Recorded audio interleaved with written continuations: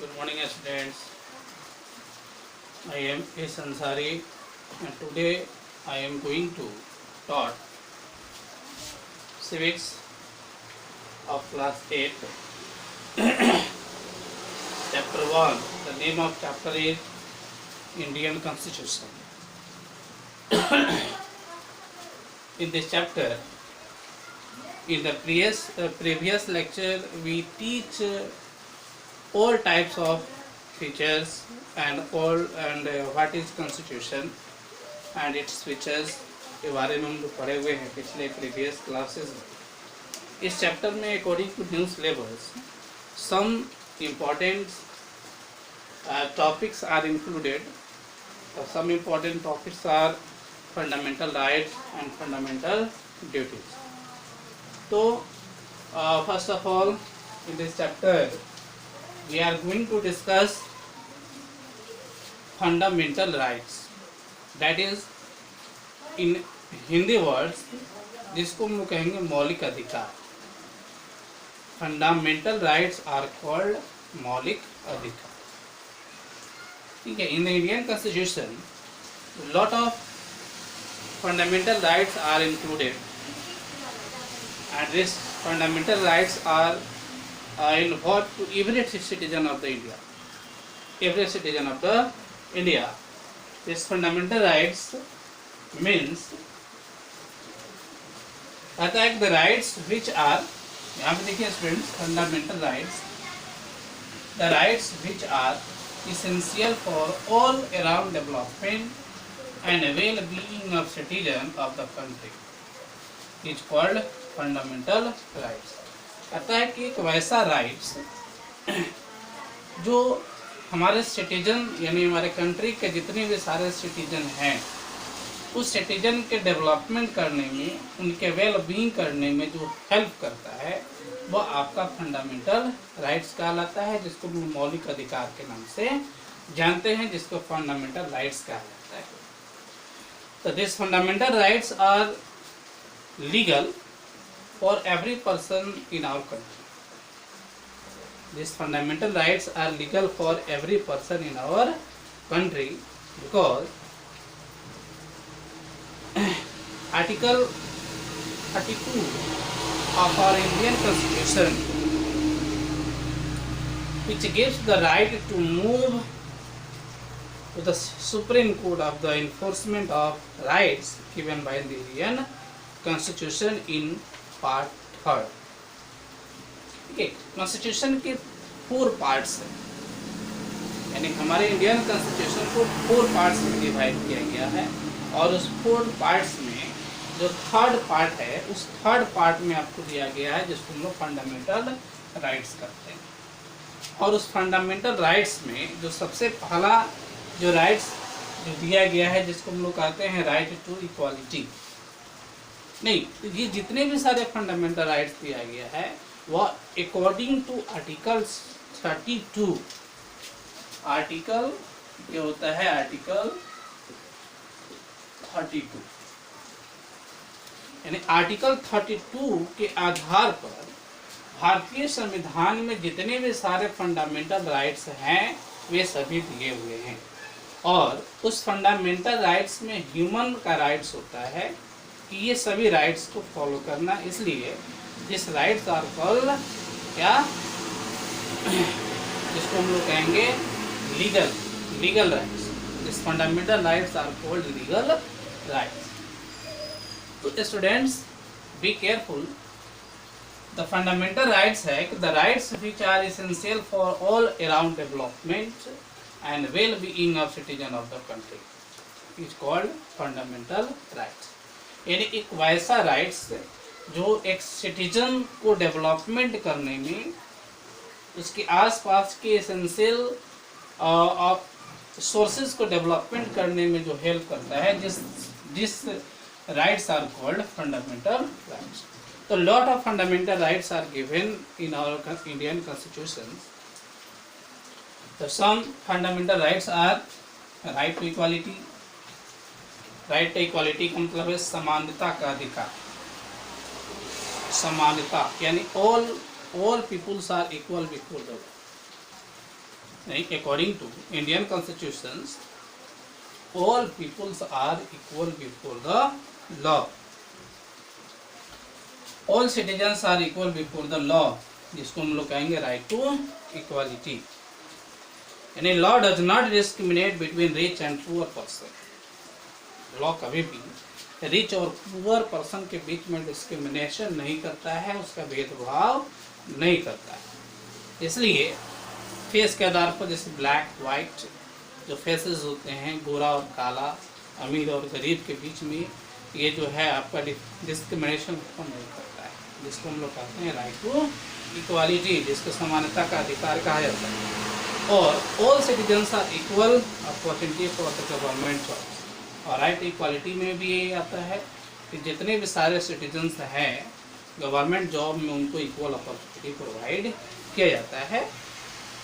हाँ, हो सकता है कि कुछ कास्ट हैं जिसमें रिजर्वेशन टेक्निक अप्लाई जाती है, जैसे शेड्यूल्ड कास्ट हैं, शेड्यूल्ड ट्राइबल्स हैं, और उसके बाद other backward classes, SC, ST and OBCs।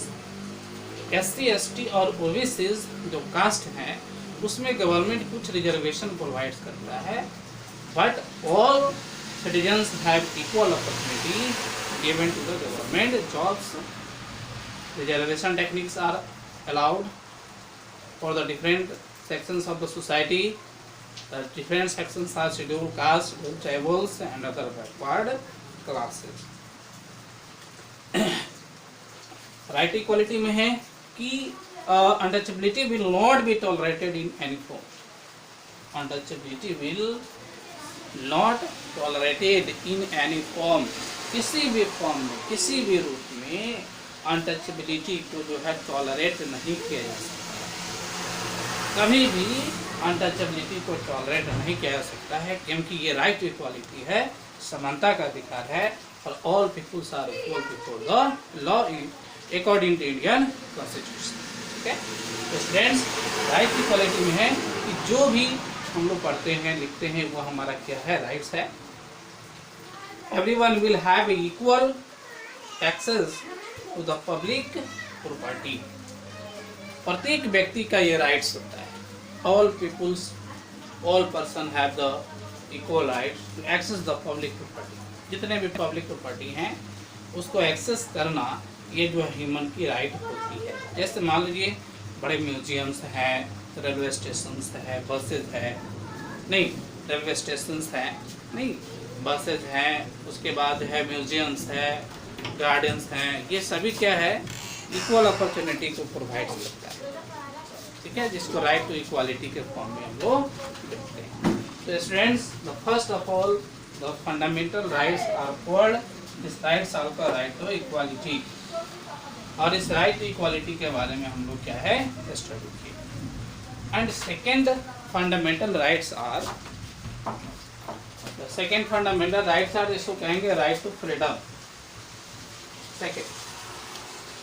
Second fundamental rights are right to freedom. Freedom यानी स्वतंत्रता, यानी स्वतंत्रता का अधिकार, जिसको हम लोग कहेंगे फ्रीडम, राइट टू फ्रीडम कहा जाता है।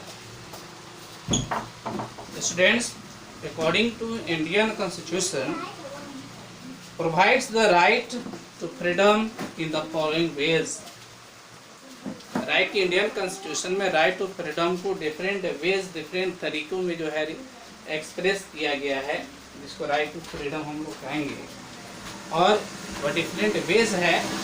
इसमें फर्स्ट है, all the citizen of India, all the citizen of India shall be right of freedom of a speech and to express their views freely. कारण कि अकॉर्डिंग टू इंडियन कॉन्स्टिट्यूशन, भारतीय संविधान के आधार पर जो राइट टू फ्रीडम दिया गया है, उसमें जितने भी सारे सिटीजन्स हैं फिर सभी को राइट टू फ्रीडम दिया गया है। और all the citizen of India shall have the right to freedom of speech and expression. और सबको जो है राइट टू स्पीच बोलने का अधिकार दिया गया है, और राइट टू एक्सप्रेशन, अपने व्यू को एक्सप्रेस करने का अधिकार दिया गया है।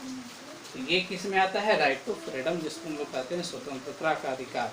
तो स्वतंत्रता का अधिकार किस में है, राइट टू स्पीच में है, राइट टू एक्सप्रेशन में है, right to views and their ideas. ठीक है, ये आया इसमें राइट टू फ्रीडम। और डिफरेंट व्यूज है कि all the citizen of India have the right to assemble peacefully. All the citizen of India have right to assemble peacefully. इन भारतीय जितने भी सारे नागरिक हैं उन सबका राइट्स होता है कि शांतिपूर्वक अपने राइट्स के बारे में लड़े, विदाउट एनी आर्म्स, बिना किसी आर्म का, बिना किसी औजार का यूज किए हुए हम पीसफुली अपने राइट्स के बारे में दूसरे से एक्सप्रेस करें। ये आइडिया दिया गया है जिसको राइट टू फ्रीडम हम लोग करते हैं। The citizens can form, associate and सब यूनियंस। देखिए सबसे important right to freedom. Right to freedom ये है वेज में कि हर एक पर्सन को राइट है कि वो अपना एसोसिएशन फॉर्म कर सकता है, संघ या सब यूनियन जिसको हम लोग अपना यूनियन बना सकता है और एसोसिएशन को फॉर्म कर सकता है। ये किस में आता है? राइट टू फ्रीडम में आता है। और उसके बाद है कि the citizens have the right to move, to go away anywhere in the India. यानी लोगों को, नागरिक को ये राइट्स है कि भारत के अंदर किसी भी कोना में वो जा सकता है, किसी भी स्टेट्स में मूव कर सकता है। क्यों? That is your right, because you have the rights given to the fundamental rights. This fundamental rights are called right to freedom. Right to freedom के अंतर्गत इंडिया के किसी भी कोने में आप मूव कर सकते हैं। तो ये हुआ सेकेंड, हम लोग दो फंडामेंटल राइट्स पढ़ लिए, राइट टू इक्वालिटी पढ़ लिए, राइट टू फ्रीडम पढ़ लिए। And third is called right to freedom of religion. Right to freedom of religion यानी धर्म का अधिकार होना चाहिए। इंडिया को कहा जाता है कि India is the land of many religions. India is the land of many religions. Bharat को कहा जाता है कि भारत जो है बहुत सारे धर्मों का एक भूमि है। नहीं, क्योंकि यहाँ बहुत सारे धर्म रहते हैं, यहाँ हिंदू, मुस्लिम, सिख, ईसाई, ये सभी रिलीजन्स के लोग यहाँ पे होते हैं। और सभी लोगों को ये राइट्स दिया गया है कि according to your choice, you choose different kind of religion. ठीक है, अपने चॉइस के आधार पर, अपने इच्छा के आधार पर अपने रिलीजन को आप चूज कर सकते हैं, जो right to religion, freedom of religion के अंतर्गत आता है। इसमें कि average citizen of India has right to follow और adopt any religion of his choice. यानी अपने चॉइस के आधार पर वो किसी भी रिलीजन्स को जो है अडॉप्ट कर सकता है, उसको फॉलो कर सकता है। Every religion has to be given equal respect and we have the no rights to impose our religion's belief and practices upon another। यानी तरह की इन्फोर्समेंट्स के आधार पर, इन इन्फोर्समेंट्स के आधार पर हम कभी भी किसी के ऊपर ये फोर्स नहीं कर सकते हैं कि आप इस रिलीजन को फॉलो करें, इस रिलीजन को मानें। That is called the right to freedom of religion, जिसको धर्म का अधिकार कहा। तो इसमें एक इंसाइड आता है कि आर्टिकल 29, स्टूडेंट्स यहाँ पे थोड़ा सा स्पेस की कमी है। आर्टिकल 29 के इंडियन कॉन्स्टिट्यूशन में बहुत सारे आर्टिकल्स हैं, उसमें आर्टिकल 29 जो है देता है कि minority the rights to conserve their distinct culture and language. शांत रहो। यानी कह रहा है कि आर्टिकल 29 में है कि हमारे कंट्री के रहने वाले जितने भी सारे माइनॉरिटीज हैं, वह माइनॉरिटीज जो है अलग अलग कल्चर को चूज कर सकते हैं और डिफरेंट लैंग्वेजेस को भी चूज कर सकते हैं according to article 29 of the Indian constitution. ठीक है, तो भारतीय संविधान में जो आर्टिकल 29 दिया गया है उसमें हर एक ह्यूमन की राइट्स होती है, तो वो अपना लैंग्वेज खुद चूज कर सकता है और वो अपना कल्चर खुद वह बना सकता है। ये कंजर्व करने का तरीका उसको दिया गया है, वो कंजर्व कर सकता है। ये हम लोग पढ़ लिए। अब नेक्स्ट जिसको राइट अगेंस्ट एक्सप्लॉयटेशन कहा जाता है। राइट अगेंस्ट एक्सप्लॉयटेशन यानी इसको हम लोग कहते हैं एक्सप्लॉयटेशन का अधिकार, एक्सप्लॉयटेशन के विरोध का अधिकार। अगेंस्ट एक्सप्लॉयटेशन कर रहा है कि in order to save the people from exploitation, the government of India has different ways implemented it. कह रहा है कि भारत के नागरिक को कंजर्व करने के लिए, एक्सप्लॉयटेशन से बचाने के लिए गवर्नमेंट जो है बहुत से सारे अलग अलग लॉ का इम्प्लीमेंटेशन करता है। उस लॉ में है कि implemented minimum wages for labour, यानी जो लेबरर होते हैं, जो परिश्रम करते हैं, उनके लिए मिनिमम वेजेस जो है प्रोवाइड किया जाता है। बॉन्डेड लेबरर्स जैसे selling and buying of human beings and force labour, ये सब क्या है, बैंड किया जाता है। नहीं, फोर्स लेबर यानी किसी को फोर्स करके हम लेबरर का काम नहीं करा सकते हैं। और उसके बाद ह्यूमन बींग्स का बाइंग और सेलिंग पे बैन किया गया है। मनुष्य को खरीद और बेचने का काम जो है इसमें बैन किया गया है। और डिक्लेयर किया गया है कि जो जिसका एज इन वैसे चिल्ड्रन जिसका एज अंडर 14 ईयर्स है वह can not be employed in the any kind of factories and the government job. नहीं, जिसका एज 14 ईयर्स के अंडर है, नहीं, अकॉर्डिंग टू नए सिलेबस, यानी जिसका एज 14 ईयर्स के अंतर्गत आता है वह किसी भी फैक्ट्री में और माइंस में एम्प्लॉय का काम नहीं कर सकता है।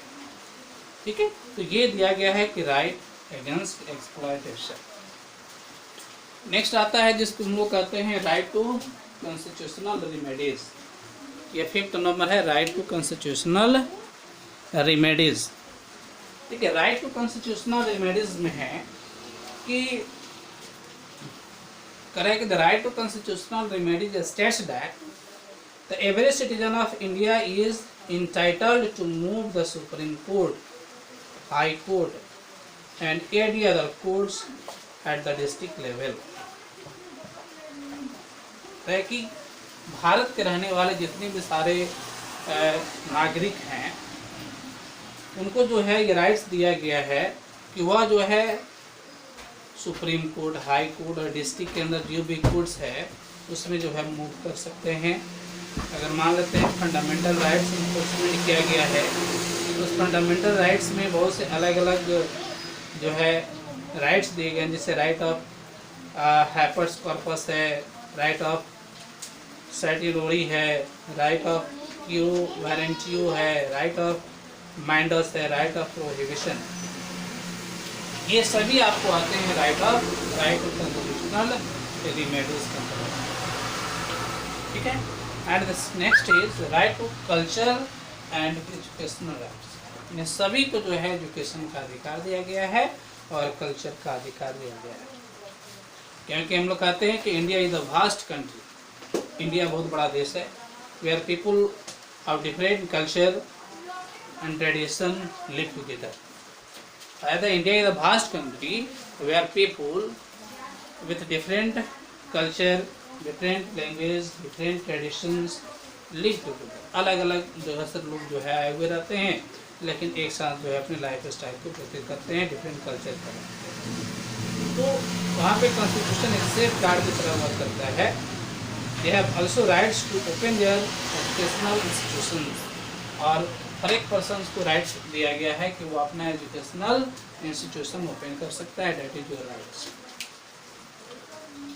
तो हम लोग इस लेक्चर में पढ़े कि what is fundamental rights and how many fundamental rights are implemented. Student, next lecture में हम लोग पढ़ेंगे फंडामेंटल ड्यूटीज। That's all.